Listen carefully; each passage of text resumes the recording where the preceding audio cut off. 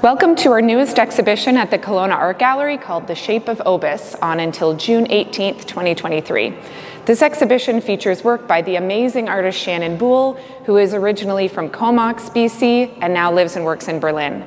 This exhibition is produced and circulated by the Musée de Joliette and is curated by the contemporary art curator there, AnneMarie, who will be giving you an exhibition tour. Enjoy.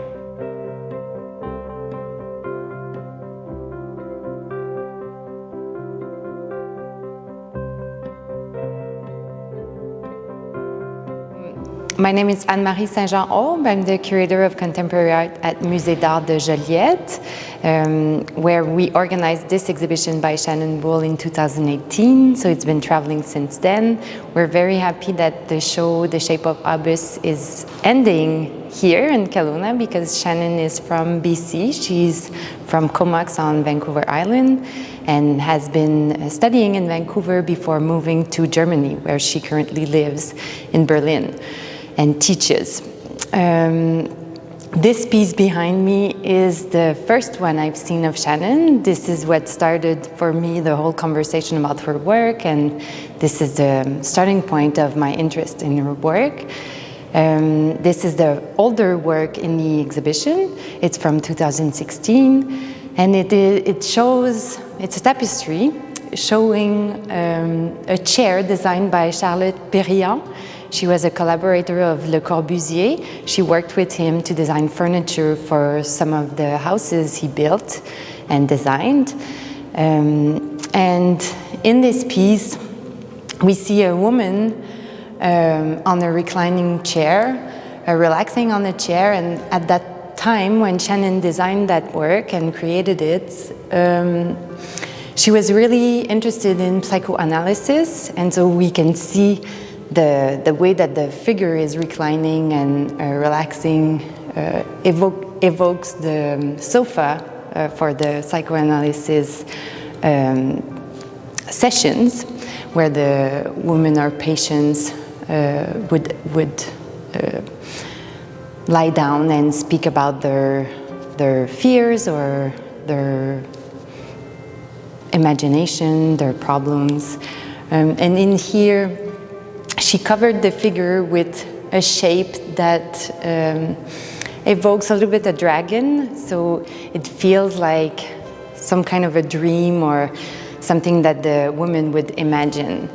And it's interesting to start with this work because, well, it's the first one I've seen, but also, and it's the first time that it's shown in the context of this exhibition. But also because Charlotte Perriand was a close collaborator of Le Corbusier, and the whole show, The Shape of Obus, really focuses on how Shannon discovered and did research about Le Corbusier's work and some of the key architectural buildings that he made, and also his fantastical or phantasmatical projections.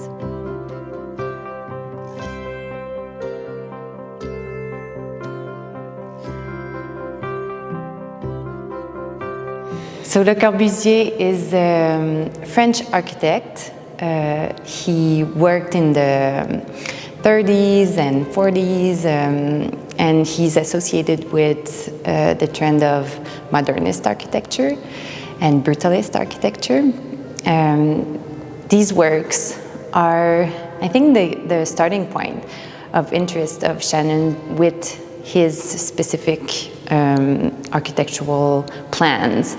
So, and the title of the exhibition comes from these works. What we see here are postcards that Le Corbusier collected while he was visiting Algeria. Algeria at the time was a French colony, and he really wanted to propose urban plans to change the way Algiers was, so the city of Algiers was organized or designed. None of his plans were realized, but Nonetheless, he went several times in the 90s, 30s and 40s and proposed several plans to modernize the city. And while he was there, he also visited brothels. He drew women in all kinds of positions and settings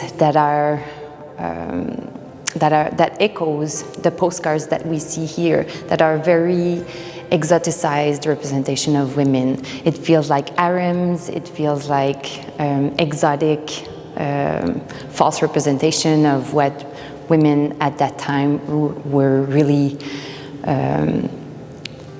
how they were looking at that time.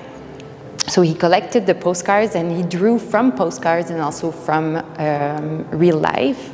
And when Shannon started researching at La Fondation Le Corbusier in Paris, his work, she discovered that most of the plans that Le Corbusier made for to modernize the city were inspired by curves and shapes that reminded him of women's bodies. He also says in one of his journals that while leaving Algiers on the boat, looking at the city from the boat, so looking at the coast, he felt that the shape of the mountains and the city really reminded him of a woman reclining on her side. So what Shannon did is superimpose on postcards that he must have, he could, like examples of postcards he saw and collected at that time, the urban plans that he designed. And it's incredible how really the lines matches some of the curves of the women that we see here. And the plans somehow veil the women's bodies and reveal some of the shapes. So in one of the works that we see in this series, we see a highway that Le Corbusier imagined would go over the Kasbah, which is the neighborhood where the Muslims and the Algerians were living, and that highway would link the port to the French neighborhood where the French had their houses in his mind, in his plan. And the line that this highway creates, for him, it echoed the line that cannonball would make when it's fired. And so that's why some of the plans, one of the plans he called Obus plan. So Obus in French is the thing that is released from a cannon or from a gun, or so it flies through the air and it crosses the landscape. And so that's why the title of the show is The Shape of Obus. And also this is why this series is called Bombshell. So it's a play with the idea of like bombshell being like beautiful women, and also the reference to Le Corbusier's plan.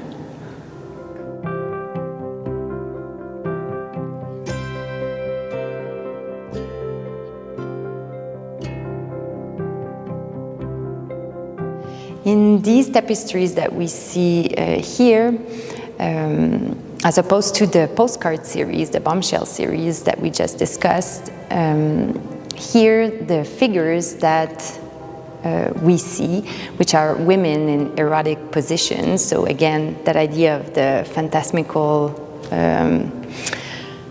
qualities of the drawings of Le Corbusier, because these figures are drawings by Le Corbusier that Shannon found and reproduced on the Jacquard tapestry. So these figures are superimposed on top of the buildings that Le Corbusier, examples of buildings that Le Corbusier imagined for Algiers. So we were looking at urban plans for the whole city, and now it's as if we zoom in and look at one building at a time in both of these tapestries. And the blue that you see as if it's paper ripped from it's the actual plan that was scanned and used as a reference to create the tapestry. And the motifs that the figures are covered with echo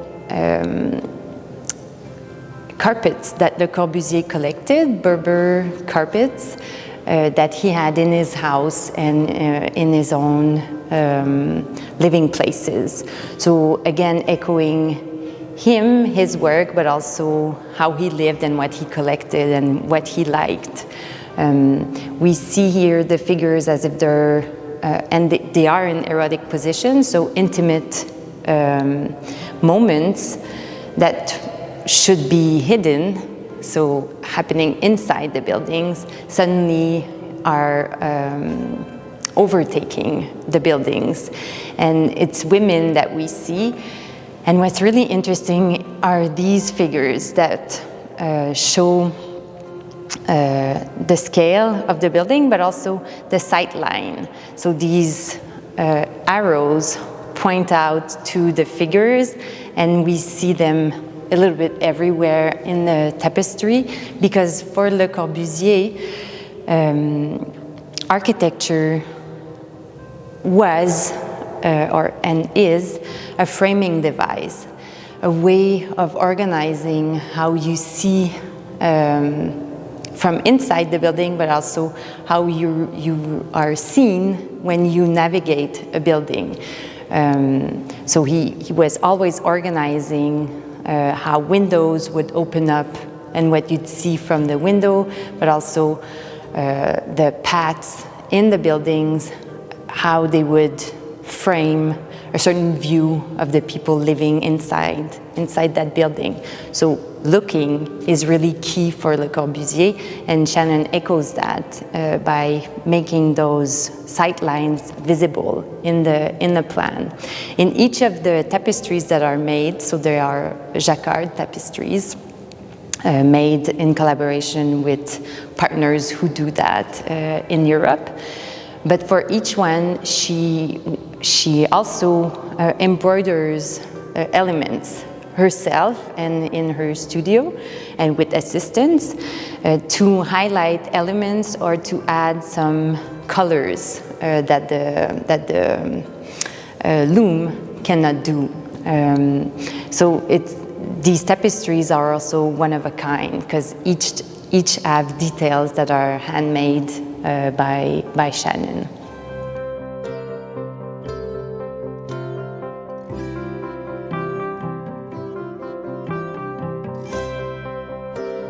So in this work here, Shannon references a specific room in Le Corbusier's apartment in France, where he lived for several years. And I was saying how sightlines are important in his design and in his way of planning architecture. And this is a good example, because this is the room that he inhabited. And we see in this room that the bed has a very strange height. It's quite high, and it was designed by Le Corbusier that way because he wanted to be able to see the landscape through the window, just in facing the bed. So again, everything is organized around the idea of seeing what you can see and how you're seen also in this space. And we also have an example of the rugs that he collected, and so the motifs that were that inspired Shannon for the tapestry that we just discussed. We can see an example here of those carpets in his own living space. Intimacy is something that he challenged a little bit in the way that he organized some of the spaces he designed. And in this room, we see the toilet, or the bidet, which is very apparent in the room. There's no doors there's nothing to cover yourself or yeah, when you use it. And so this is something that we will see again in some of Shannon's work, where it's really apparent also that idea of intimacy and voyeurism. And in here, Shannon changed some key elements in the room. We see that she opened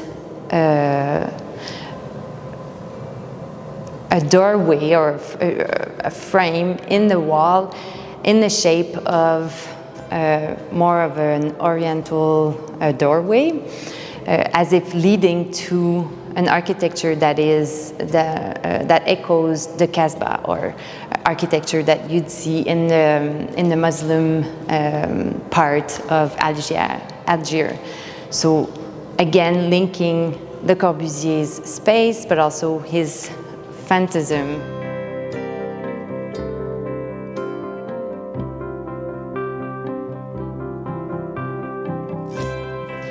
So in this tapestry, we see the bathroom of La Villa Savoie. So it's a house that Le Corbusier started in 1928 and finished in 1931. So he started going to Algeria in 1931, and he continued on for several trips until the early 40s. And in this room, which is quite spectacular, Shannon uses the bathroom to transform it into a harem. A harem, again, showing all the imaginary and phantasmatical things that informed Le Corbusier's work. In this room, we see sort of a chaise longue, a reclining chair, echoing the first work that we saw, with the chair designed by Charlotte Perriand. So if a woman were to lie down in this bathroom, she'd have that same reclining pose that echoes an odalisque, which is motif in paintings of the 19th century by Delacroix, for example, and that Picasso also quoted in some of his works. So really Orientalist depictions of harem and women in those contexts, exoticizing women at the bath. And for this work, Shannon is adding elements that come from sketches that Picasso made to create a painting called Les Femmes d'Alger, that Le Corbusier studied a lot, and that painting that Picasso made referenced one by Delacroix. So really getting inspired by the Orientalist tradition in painting. And Le Corbusier was painting and drawing a lot. He's known as an architect, but he also had that practice.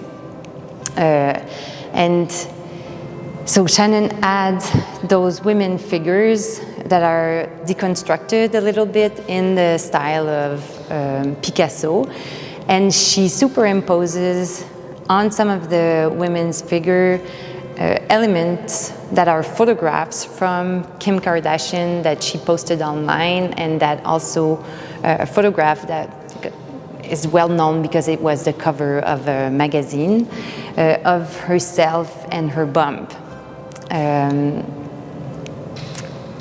So what could be today's fascination, echoing the Orientalist fascination of the 19th century? Would it be the exoticized shape of someone like Kim Kardashian? So there are a lot of humor in Shannon's work, and this is one example of that.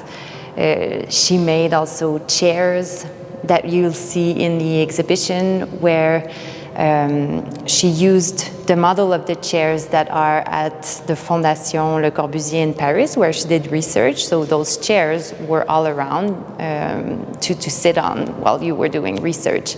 And they're very well known. Lots of people can recognize those specific chairs, the design of those specific chairs. But she enlarged the seat to echo the large bum of Kim Kardashian. So it's a chair especially made to fit her specific shape. This is one of my favorite tapestry in the show, because I find that it really weaves together several elements of Shannon's work, her research, but also her interest in mixing all kinds of references in her work, art historical references, but also pop culture references, to think about the contemporary moment. Voyeurism is really key when you think of Le Corbusier's fascination with women, and how it informed lots of the works that he made, and imagine that Shannon picks on for this body of work shown in the exhibition. And that fascination and that voyeurism today is something that we can see through social media and in TV reality shows, like the shows that made Kim Kardashian famous. So she makes all those links in this tapestry that I find makes it quite special in the show.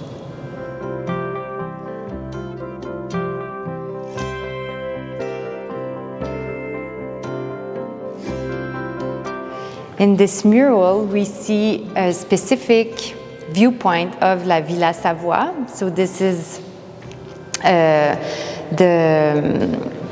the house where the bathroom for the tapestry we just saw, where the bathroom is. And in this work, designed by Shannon, realized by a local artist in Kelowna, you will recognize the colors that you see throughout the show. So Le Corbusier designed everything in the house, the furniture, of course the space, but also chose the colors for the wall.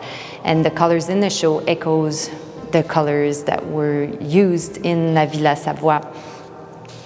In here, it's some of the hallway and the curves again that you can see in the interior architecture plan of Le Corbusier. Le Corbusier, in his drawings, he was very interested, as I was saying, by women. He did lots of nude drawings, and he would draw from life, but also from images of other artists, and the postcards, as I mentioned before. And when he did that, he would recreate the shapes and simplify the shapes to make the drawing his own, not just mimic an existing drawing or an existing images, but really absorb it and make it his own. And the mural here, Shannon does a little bit the same, because the top of the mural becomes quite abstract. You somehow don't necessarily understand the depth of the space, as opposed to the bottom, where you really feel that you're like the curve of the hallway and like entering the shape of the architecture in the room.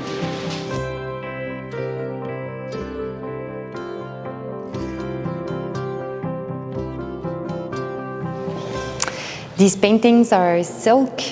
They're made on silk, and they are framed in a very specific way where there's a mirror, a plexiglass mirror behind the silk.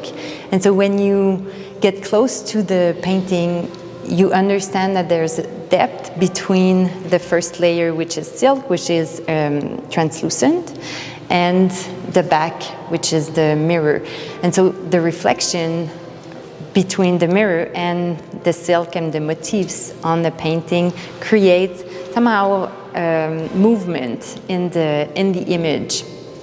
To create these, Shannon starts from images. You'll recognize patterns from that echoes elements of ornamentation in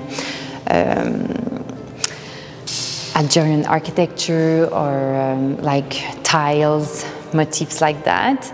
And also she got inspired by specific architectural buildings. And these paintings are all new. They were done for